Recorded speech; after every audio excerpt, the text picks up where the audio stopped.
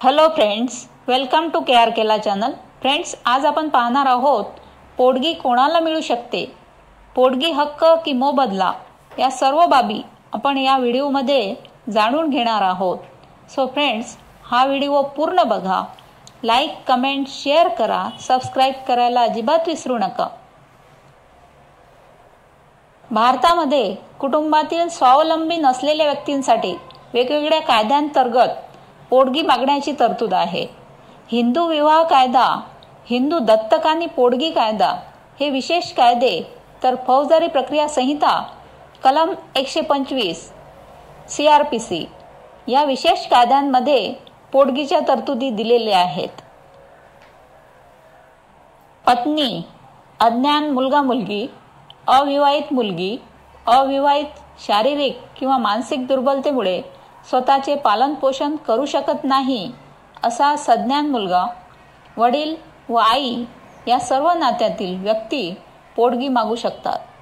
पती, मुलगा किंवा वडील अशा नात्यातील ज्या पुरुषाकडे पोटगी मागायची आहे ती व्यक्ती पोटगी देण्यासाठी सक्षम असली पाहिजे किंवा तिच्याकडे उदरनिर्वाहाची पुरेशी साधने असली पाहिजेत.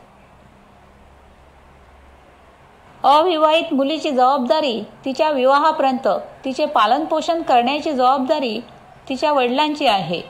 अज्ञान विवाहित मुलीचा पती जर तिचे पालनपोषण करण्यास असमर्थ असेल तर त्या मुलीची जबाबदारी वडिलांनीच घ्यायची आहे. या कायद्यांतर्गत महिना किमान काही रक्कम मिळवून देण्याची तरतूद आहे. या कायद्यांतर्गत पोटगी मंजूर करताना न्यायाधीशांनी काही बाबी लक्षात घ्यायच्या आहेत. त्या म्हणजे पतीची सांपत्तिक स्थिती कशी आहे व तिच्या गरजा काय आहेत, त्याच्याकडे उदरनिर्वाहाची साधने काय आहेत, याबरोबरच पत्नीची सांपत्तिक स्थिती कशी आहे व तिच्याकडे उदरनिर्वाहाची साधने आहेत किंवा कसे इत्यादी.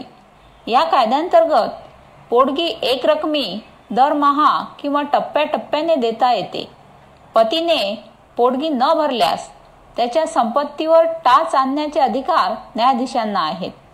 दोघांचा आर्थिक स्तर, तिचे उत्पन्न व तिच्या गरजांचा पोटगीची रक्कम ठरवताना विचार केलेला आहे.